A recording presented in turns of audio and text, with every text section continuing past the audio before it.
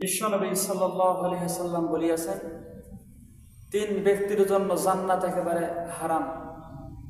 শুধু তাই নয়, জান্নাত হারাম তো হারাম, জান্নাতের ধ্যান পর্যন্ত পাবে না।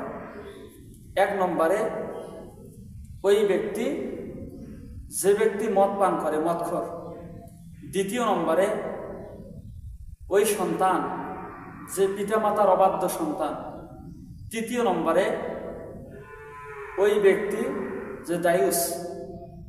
হাদিস শরীফের মধ্যে আসছে, দায়ুস ব্যক্তি মর্মান্তিক অবস্থা। কি আর বলবো বিষয়টা আপনাদের সামনে। হাদিস শরীফের একটু ব্যাখ্যা আপনাদের সামনে তুলে ধরবো ইনশাআল্লাহ। দায়ুস বলা হয় আপনার অজান্তে, অগোছালোভাবে, না জানি আপনি আমি দায়ুস হয়ে গেছি। তার কারণ আজকে আমাদের ফ্যামিলির মধ্যে সমস্যা। মা, বোন, চাচি, খালা, যেগুলো ঘনিষ্ঠ 14 জনের মধ্যেও এরাও আজকে পর্দার মধ্যে নেই। হাদিস শরীফের মধ্যে আসছে, আপনার যারা অধীনস্থ তাদেরকে আপনি পর্দায় রাখেন, নতুবা সেও জাহান্নামী, আপনিও জাহান্নামী, আমরাও জাহান্নামী। কারণ দায়ুসের মধ্যে আমাদের দলভুক্ত হওয়া যাবে না।